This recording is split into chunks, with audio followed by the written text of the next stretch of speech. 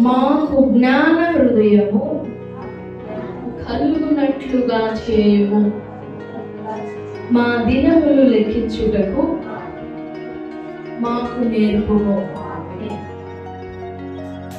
దేవుడి వాక్యం మన వెనుకలో దీవించుగాక. ఆమేన్. ఈ మాట కూడా ఈ 91 మోషే ప్రార్థన అడిగింది. ఈ మోషే ప్రార్థనలో మరొక మాట గమనిస్తాం. మోషే అంటున్నాడు, మాకు జ్ఞాన హృదయము కలుగజేయము, జ్ఞాన హృదయం కలిగినట్లుగా చేయము, మా దినములు లెక్కించుటకు మాకు నేర్పుము. So teach us to number our days that we may apply our hearts unto wisdom. మేము ఎలా బ్రతకాలి, మా దినాలు ఎలా గడపాలి, మా దినాలని లెక్కించడం మాకు నేర్పు. అంటే ఏ రోజున ఏ సంవత్సరంలో మరణిస్తాం, ఏ డేట్న మరణిస్తాం, ఏ నిమిషాన్ని మరణిస్తాం, ఏ సెకండ్ కనుమొస్తామని కాదు. If we have that wisdom, then we can get the answer. అలా కూడా అడగవచ్చు, దేవుడు అలా కూడా చూపిస్తాడు. ఆ దినమందు మరణం అవుతావు, ఆ దినాన ఇలాగున నీకు మరణం వస్తుంది అని కూడా దేవుడు చూపిస్తాడు. ఆ విశ్వాసము మనకు ఉన్నట్లయితే చూపిస్తాడు. ఎందుకంటే భక్తులకి చాలా మందికి అలా చూపించున్నాడు. కానీ ఇక్కడ మోషే అడుగుతున్న మాట ఏంటంటే, నేను ఎప్పుడు మరణం అవుతానో నాకు చూపించు అని కాదు. ఎందుకంటే మోషేకి ఆల్రెడీ చూపించాడు దేవుడు, నువ్వు పలానా కొండ మీద మరణిస్తావు, పలానా విధంగా మరణిస్తావు అని క్లియర్ గా దేవుడు మోషేతో మాట్లాడాడు. అయితే ఇక్కడ మోషే అడుగుతున్న మాట ఏంటంటే, మాకు జ్ఞాన హృదయం కలుగజేయి. దేనికి? దినములను లెక్కించుకోవడానికి. ఎందుకో జ్ఞాన హృదయము? మన దినములను లెక్కించుకోవడానికి. అంటే మన డేస్ లెక్కించుకోవడం అంటే, అమ్మయ్య ఇంకో 40 సంవత్సరాలు బతికేస్తాననే, లేకపోతే ఇంకో 70 సంవత్సరాలు బతికేస్తానులే, ఈ 70 సంవత్సరాల గ్యాప్, ఈ గడువు దేవుడు ఇచ్చాడు కాబట్టి ఈ 70 సంవత్సరాలు నాకు ఇష్టం వచ్చినట్లు బ్రతకొచ్చు అనా? బ్రతకడానికి ప్లస్ దినములను లెక్కించుకోవడానికి జ్ఞాన హృదయం ఎందుకు? బ్రతకడానికి జ్ఞాన హృదయం కావాలా? దినములను లెక్కించుకోవడానికి జ్ఞాన హృదయం కావాలా? ఎందుకు? ఇప్పుడు ఒక క్యాన్సర్ పేషెంట్ ఉన్నారనుకోండి, పోనీ ఏదన్నా సీరియస్, కరోనా మన వచ్చింది కదా, కరోనా ఆ టైంలో వారు ఇన్ని అవర్స్ ఇన్ని డేస్ అని చెప్పేశారు. ఆ డేస్ కు ముందుగానే చనిపోయిన వాళ్ళు ఉన్నారు, కరెక్ట్గా ఎగ్జాక్ట్ టైంకే చనిపోయిన వాళ్ళు ఉన్నారు, తర్వాత చనిపోయిన వాళ్ళు కూడా ఉన్నారు. ఈ టైం పీరియడ్ గురించి కాదు మన బాధ. మనం ఎప్పుడు మరణిస్తాం, ఎలా మరణిస్తాం, ఎలాంటి మరణం పొందుతాము అనేది కాదు మన బాధ. దాని గురించి అసలు మనకి చింత అవసరమే లేదు. కానీ ఈ మరణ దినానికి ముందు వరకు మనం ఎలా బ్రతకాలి, మనం ఏ విధంగా మన దినములను గడపాలి, ఏ విధంగా మన రోజును స్పెండ్ చేయాలి. మోషే అడుగుతున్నాడు, మాకిచ్చిన దినములను లెక్కించడం మాకు నేర్పించు. అది విశ్వాసికి, క్రైస్తవునికి చాలా అవసరమైన క్రమశిక్షణ. దినములను లెక్కించడం, మన డేస్ ని లెక్కించడం, మన డేని పరిగణించడం. ఒక దినం దేవుడు మనకి ఇచ్చినప్పుడు, ఒక డే దేవుడు మనకి ఇచ్చినప్పుడు మంచిగానే మన చేతుల్లో పెడతాడు. ఇదిగో ఇది శాపగ్రస్తమైన దినము, ఇది చెడ్డ దినము, నీ చేతుల్లో పెడుతున్నాను, చెడ్డతనమే అనుభవిస్తామని చెప్పడు. ఆయన చేసిన దినములన్నీ కూడా మంచివిగానే కనపడ్డాయి. సో మన జీవితంలో వచ్చే దినములన్నీ కూడా మంచివే. వాటిని మనం ఎలా, అది మంచిగా ఉండాలా, అది మేలుకరంగా ఉండాలా, అది శాపగ్రస్తంగా ఉండాలా, అది కీడుగా ఉండాలా అని అంతా మన విశ్వాస విధేయతల మీద, మన క్రమశిక్షణ మీద ఆధారపడి ఉంది. అందుకు మోషే అంటున్నాడు, ఈ దినములన్నీ తన జీవిత కాలాన్ని చూస్తే 120 సంవత్సరాలు కదా, ఈ 120 సంవత్సరాలని నేను ఎలా బ్రతకాలో నాకు నేర్పించు. అలా బ్రతకడానికి నాకు జ్ఞాన హృదయం కావాలి. జ్ఞాన హృదయము అనే మాట దగ్గర చోక్మా అనే వర్డ్, ఒక పదం ఉంటుంది. చోక్మా అంటే విజ్డమ్, జ్ఞానమే. కానీ దేవుని జ్ఞానాన్ని పరిగణించే చూపు, పరిగణించే దృష్టి, దేవుని జ్ఞానాన్ని, దేవుని వ్యూ పాయింట్ ని, దేవుని దృష్టిని చూడగలిగే వివేచన. 2025 మే 11న ఈ దినం నీ జీవితంలో ఒక విధంగా ఉండాలని దేవుడు కోరుకొని ఉంటాడు. ఒక విధంగా జరగాలి అని దేవుడు కోరుకొని ఉంటాడు. ఈ రోజున నీకు ఎదురయ్యే ప్రతి సమస్య తెలుసు ఆయనకి. ఈ రోజున నీవు అనుభవించే ప్రతి పెయిన్ తెలుసు, ప్రతి బాధ తెలుసు, ప్రతి బిట్రేయల్, ప్రతి మోసం తెలుసు. నువ్వెలా మోసగింపబడుతున్నావో తెలుసు, నువ్వెలా పాపం చేస్తున్నావో తెలుసు, నువ్వెలా ధిక్కరిస్తున్నావో తెలుసు, నువ్వెలా వ్యతిరేకిస్తున్నావో తెలుసు. ఇన్నోటి మొత్తం తెలుసు ఆయనకి. 11వ తారీఖున మొత్తం పూర్తిగా ఎరిగి ఉన్నవాడు ఆయన. ఎందుకంటే తలంపు ఆలోచన మన మనసులో పుట్టక మునిపై ఎరిగిన వాడు ఆయన. సో అంత ఎరిగిన వాడు ఈ రోజున మన జీవితంలో ఒక ఏదో మంచి చేయాలలో, ఏదో ఒక బెస్ట్ పర్పస్ కలిగి ఉంటాడు. ఏదో ఒక మంచి ఎక్స్ట్రాడనరీగా మన గురించి ఆలోచన చేసి ఉంటాడు. ఏంటి ఆలోచన? ఈ రోజు ఇచ్చాడు, 24 గంటలు ఇచ్చాడు మన చేతికి. ఈ రోజు మనకి ఏం చేయాలని ఇచ్చాడు, ఈ రోజుని మనకి ఏం నేర్పాలని ఇచ్చాడు, ఈ రోజుని మనకి ఏం బోధించాలని ఇచ్చాడు, ఈ రోజుని మనకి ఏమి ఇవ్వాలని ఇచ్చాడు, ఈ రోజుని. ఈ రోజంతా ఏడిపించడానికి ఇచ్చాడా? ఏడిపించడానికి ఇచ్చాడా? ఈ రోజంతా కొప్పడానికి ఇచ్చాడా? ఈ రోజంతా ఆకలితో అల్లాడిపోవడానికి ఇచ్చాడా? మరి ఎందుకు ఇచ్చాడు ఈ దినాన్ని? నీకెందుకు ఇచ్చాడు ఈ దినాన్ని? ఈ రోజు ఎందుకు ఇచ్చాడు దేవుడు నీకు? జాగ్రత్తగా ఆలోచన చేయండి. జ్ఞాని అయిన వాడు, వివేకి అయిన వాడు తన దినములను సద్వినియోగం చేసుకోవాలి. సమయం కొంచెమే, ప్లస్ దినములు చెడ్డవి కాబట్టి సమయమును పోనీయక సద్వినియోగం చేసుకోండి అని ఉంటుంది వాక్యం. దినములు చెడ్డవి కనుక మోషే అదే వేడుకుంటున్నాడు, దేవా మాకు జ్ఞాన హృదయము కలుగజేయుము, మా దినములు లెక్కించుటకు మాకు నేర్పము. ఎలా ప్రవర్తించాలి, ఎలా నడవాలి, అసలు ఎలా రెస్పాండ్ అవ్వాలి, ఏం చేయాలి? తిమోతి పత్రిక 4వ అధ్యాయము, 1 తిమోతి పత్రిక 8వ వచనం.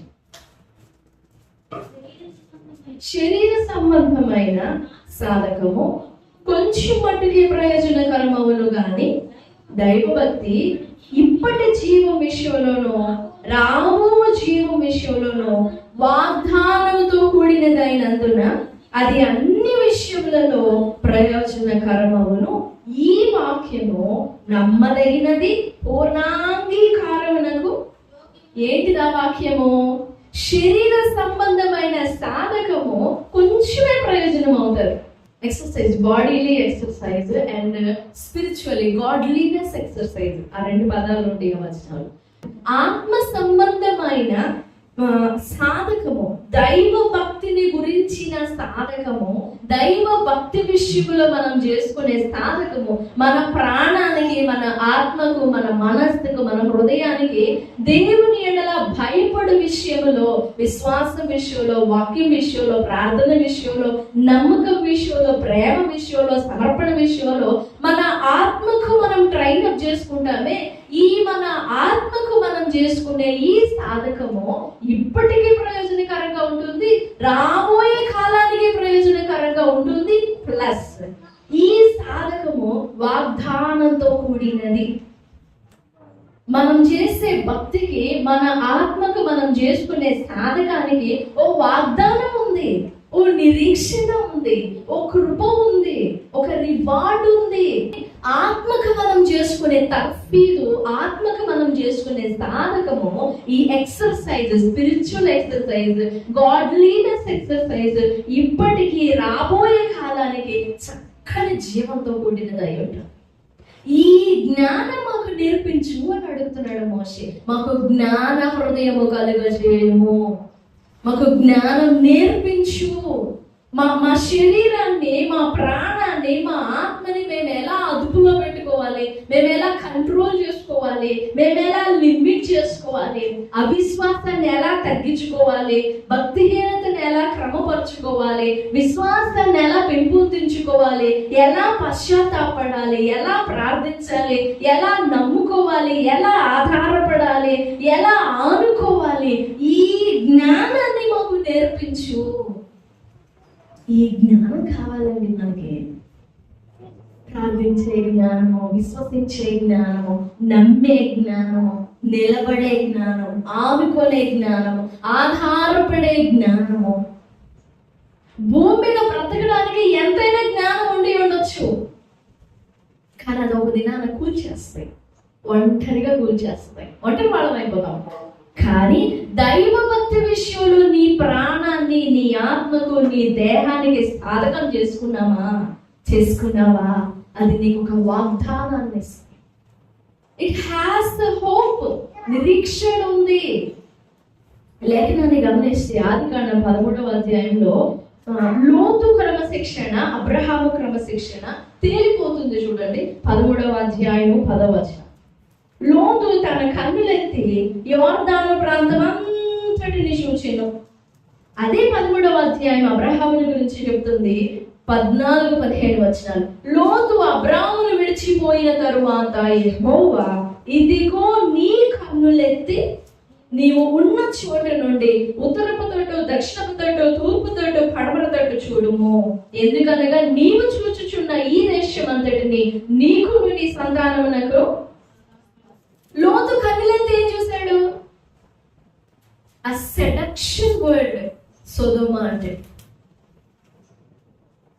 సెడక్టివ్ వరల్డ్, కామతత్వమైన ప్రపంచం, సొదొమ గొమొర్రా ప్రపంచం.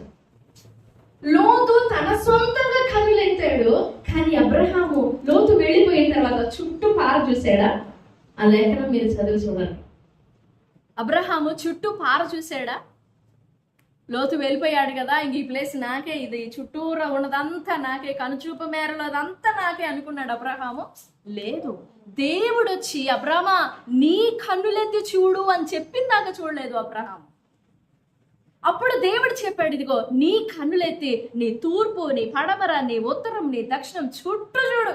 నువ్వు కను చూపు మేరలో ఉన్నదంతా నీ సొంతం అన్నాడు.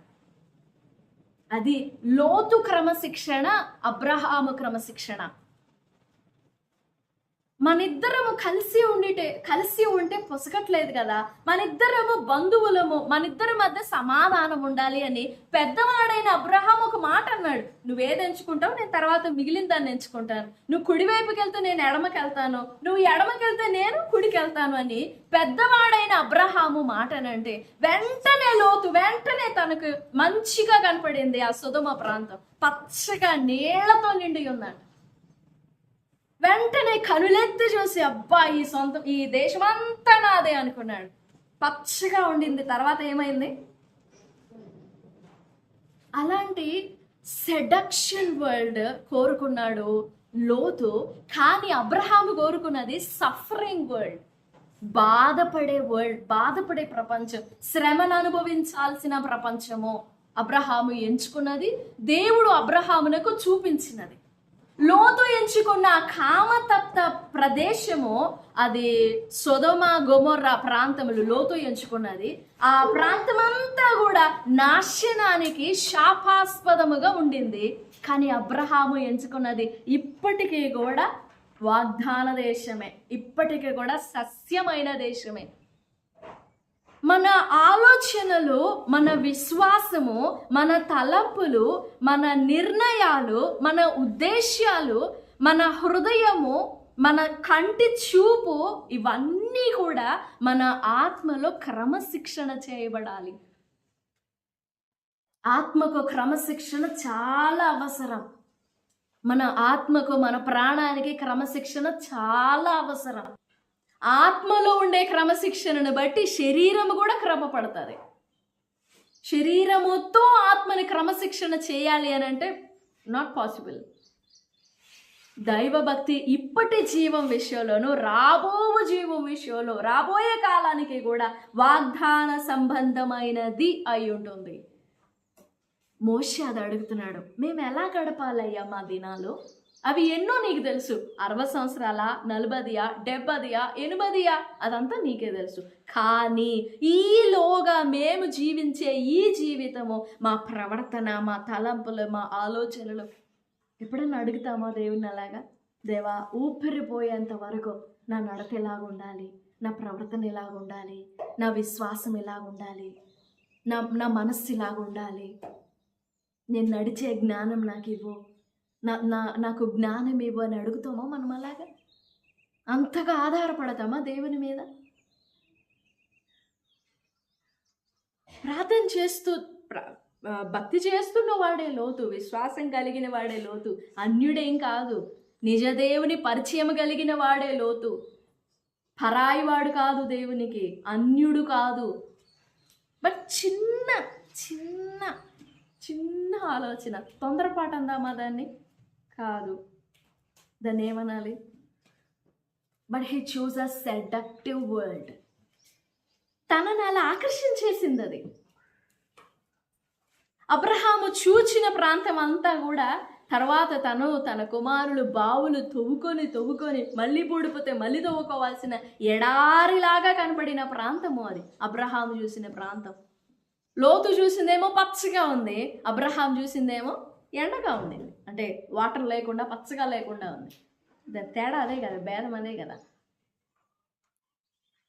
మోషే అది అడుగుతున్నాడు, దేవా నా ప్రవర్తనని నేను ఎలా కాల్చుకోవాలి, మా దినములు మేము ఎలా గడపాలి, మా దినములు ఎలా వెచ్చించాలి, మా సమయాన్ని ఎలా వెచ్చించాలి, మాకు జ్ఞానం నేర్పించు, మాకు జ్ఞాన హృదయం కలుగజేయి. లేకపోతే దేవుడు మనకు నియమించి మనకు నిర్ణయించిన దీవెనలన్నిటినీ పోగొట్టుకుంటాం. పలానా దినాన మనకి ఏ దీవెన నిర్ణయించాడో, పలానా సమయాన మనం ఏం పొందుకోవాలని మనకు కేటాయించి ఉన్నాడో ఆ కేటాయించిన దాన్ని పోగొట్టుకుంటాం. ఆ దినం అయిపోతుంది. మన ఏప్రిల్ 30వ తారీఖున మళ్ళీ తిరిగి వస్తుందా 2025? తిరిగి రాదు. అలాగే దేవుడు నియమించిన వాటిని, దేవుడు మన కొరకు సిద్ధపరిచిన వాటిని మనం పోగొట్టుకోకూడదు. దేవుడు మనకు ఏమి సిద్ధపరిచాడో వాటిని సంపూర్ణంగా మనం పొందుకోవాలి, వాటిని సంపూర్ణంగా అనుభవించాలి, వాటిని సంపూర్ణంగా సంపాదించుకోవాలి, మనం నింపుకోవాలి. మనం అంతే, ఏది పోగొట్టుకోకూడదు. ఎందుకంటే జీవితం ఇచ్చింది దేవుడు, ఊపిరి నిలబెడుతున్నది దేవుడు, ప్రాణం పోస్తూ ఉన్నది దేవుడు, ఇంకా సహనం చూపుతూ ఉన్నది దేవుడు. నీ పట్ల ఎలాంటి ఉద్దేశాలు కలిగి ఉన్నాడు, నీకేం చేయాలని కోరుతున్నాడో, నువ్వేం చేయాలని కోరుతున్నాడో, మనం అసలు ఏం చేయాలని ఆశపడుతున్నాడు ఆయన, మన పట్ల ఏం ఉద్దేశాలు కలిగి ఉన్నాడు, ఏం ప్లాన్స్ కలిగి ఉన్నాడు ఆయన. దాన్ని మనం గ్రహించకపోతే మన కొరకు స్టోర్ చేసినదంతా పోగొట్టుకుంటాం. ఆయన ఎప్పుడో దాచిపెట్టే ఉంటాడు, మనం ఇక్కడ కూర్చుని దేవా నాకు అది దయచేయి, నాకు ఇది దయచేయి, నాకు అలాగ చేయి, నాకు ఇలాగ చేయని వేడుకుంటూ ఉంటాం. ఇంకా అది ఎప్పటికీ ఆన్సర్, ఆ జవాబు పొందదు ఆ ప్రార్థన. దేవుడు సిద్ధపరచినది ఏదో దాన్ని కరెక్ట్గా చెయ్యి పెట్టి తీసుకునేంత విశ్వాసం మనకు కావాలి, ఆ జ్ఞాన హృదయము మనకి కావాలి. మన దినములు మనం ఎలా నడవాలని దేవుడు మనకి కేటాయించాడో అలాగ వాటిని సంపూర్తి చేయాలి మనం. లేకపోతే తీర్పు దినంలో నిలబడతాం. నేను ఫలానా దినం నీకు కేటాయించాను కదా, ఫలానా రోజు నా సన్నిధిలో నువ్వు పశ్చాత్తాపడాలని ఏర్పాటు చేశాను కదా, ఏది మిస్ చేసుకున్నావు. ఫలానా రోజున గొప్ప వాత్సల్యంతో నిన్ను నా నా నా నా ఎదుటికి సమకూర్చుకోవాలని ఉన్నాను, కానీ నువ్వు నా వైపు తిరగలేదు. ఆ రోజు నీతో మాట్లాడాలని వెయిట్ చేశాను ఆ రోజు, కానీ నువ్వు ఆ రోజు నన్ను పట్టించుకోలేదు, నా మాట వినలేదు నువ్వు ఆ రోజు. అలాగ దేవుడు ఎన్ని దినాలు ఎత్తి చూపుతాడు, అలాగా ఎన్ని పరిస్థితులను ఎత్తి చూపుతాడు. అలాగా ప్రభు సన్నిధిలో వేడుకుందాం, దేవా నేను వ్యర్థపరిచిన దినములను క్షమించు, పోగొట్టుకొని నా దీవెనలు క్షమించు, పోగొట్టుకొని నా ఉద్దేశము సంకల్పము క్షమించు. ఈ క్షణం మొదలుకొని నా కొరకు నువ్వేమి కేటాయించావో, నా కొరకు ఏమి నిర్ణయించావో, ఏమి సిద్ధపరిచావో అది నేను గ్రహించాలి, చూడాలి, అర్థం చేసుకోవాలి, వాటిని నేను అనుభవించాలి. నేను వాటిని పోగొట్టుకోకూడదు. ఎందుకంటే నీ జీవితానికి చాలినంత సమృద్ధి దేవుడు సిద్ధపరిచాడు. ఒంటరిగానో, ఏకాకిగానో, దిక్కులేని వాళ్ళగానో, ఏడుపుగొట్టు వాళ్ళగానో, ఆకలితో అలమటించినట్లుగానో, దప్పికతో అలమటించినట్లుగానో మన జీవితాలను దేవుడు నిర్ణయించలేదు. దేవుడు మన కొరకు ఉద్దేశించిన నిర్ణయాలు, ఆలోచనలు గొప్పవి. మన కొరకు ఆయన తలంచిన తలంపులు చాలా ఆశ్చర్యమైనవి. వాటిని మనం సంపాదించుకోవాలి, ఆ బ్లెస్సడ్ ఆలోచనలు, ఆ బ్లెస్సడ్ తలంపులు, బ్లెస్సడ్ సంకల్పాలు మనం పొందుకోవాలి. దేవా, నా కోసం ఏం దాచి ఉంచావు, అది నేను పొందుకునే జ్ఞానం నాకు ఇవ్వు, దాన్ని గ్రహించే జ్ఞానం నాకు ఇవ్వు. దావీదు గురించి వ్రాయబడి ఉంది, దావీదు దేవుని సంకల్పము చొప్పున సంపూర్తి చేసి నిద్రించే తన పితరులతో చేర్చబడ్డాడు. మోషే కూడా అలాగనే, మోషే పట్ల దేవుడు ఏమైతే నిర్ణయించాడో, దేవుడు ఆజ్ఞాపించినదంతటిని సంపూర్తి చేసి నిద్రించాడు మోషే. నీవు నేను కూడా మనం పొందవలసిన వాటిని పొందాలి, చేయవలసిన వాటిని చేయాలి. దేవుడు ఏమి కోరుకున్నాడో దాన్ని నిర్వర్తించాలి. అప్పుడు మన జీవితం ముగించాలి. అంతవరకు మనం అర్ధాంతరంగా ముగించకూడదు. దేవుడు కూడా నీకు ఎంత చెప్పినా కానీ వేస్ట్ అని చెప్పేసి మనల్ని అర్ధాంతరంగా చేయకూడదు. ప్రభు సన్నిధిలో వేడుకుందాం, మాకు జ్ఞాన హృదయం కలిగినట్లుగా చేయము, మా దినములను లెక్కించుటకు మాకు నేర్పుము. ఈ ప్రార్థన మన ప్రార్థనలో ఒక అంశంగా ఉండాలి. మనం దేవుణ్ణి వేడుకునే ప్రతిసారి కూడా ఈ మాటని ఎత్తుపట్టు వేడుకుందాం. దేవా, నా కొరకు నువ్వేం ఉద్దేశించావు, ఏం సంకల్పం కలిగి ఉన్నావు, ఏం ఆలోచించావు, వాటిని నేను గ్రహించాలి, ఏది పోగొట్టుకోకూడదు. చాలినంత ప్రేమ కేటాయించాడు, దాన్ని నువ్వు పొందుకోవడమే ఆలస్యం. చాలినంత దీవెన, నీకు కావలసినదంతా కేటాయించాడు. మళ్ళీ ఇప్పుడు కొత్తగా నువ్వు అడిగినప్పుడు, లేకపోతే నువ్వు ఉపవాసం ఉండి వేడుకున్నప్పుడు కొత్తగా ప్లాన్ చేయడం కాదు, అవి ఎప్పుడో సిద్ధమైపోయినాయి. వాటిని మనం స్వీకరించడమే, గ్రహించి పొందుకోవడమే ఆలస్యం. ప్రభు సన్నిధిలో వేడుకుందాం, ప్రభువా నాకు ఆ జ్ఞాన హృదయము దయచేయండి. మోషే వేడుకున్నాడు, సంపూర్తి చేశాడు తన జీవితాన్ని. 120 సంవత్సరాలు ఎంత ఘనంగా బ్రతికాడు మోషే. మరణకాలంలో కంటి బలం కానీ, వయస్సులో బలం కానీ తగ్గలేదంట మోషేకి.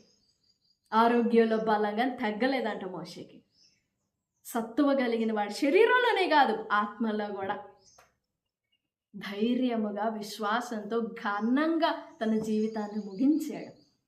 ఈ చివరి చెడ్డ దినాలలో, చాలా భయంకరమైన దినాలలో మనకి ఈ జ్ఞానం కావాలి. దేవా, నేను నడవాలి, ఒక రోజు నాకు ఇచ్చావు, ఈరోజు నేను ఎలా నడవాలి, ఈరోజు నేను ఏమేమి ఎదుర్కొంటానో నేను వాటికి ఎలా రెస్పాండ్ అవ్వాలి, నేను ఎలా ప్రవర్తించాలి, నాకు జ్ఞానం ఇవ్వండి, నాకు ఆ గ్రహింపు ఇవ్వండి అని ప్రభు సన్నిధిలో వేడుకుందాం. ప్రభు సహాయపడతారు. దేవుడి మాటలన్నీ మనం వెనుకడిలో దీవించునుగాక. ఆమేన్, ఆమేన్.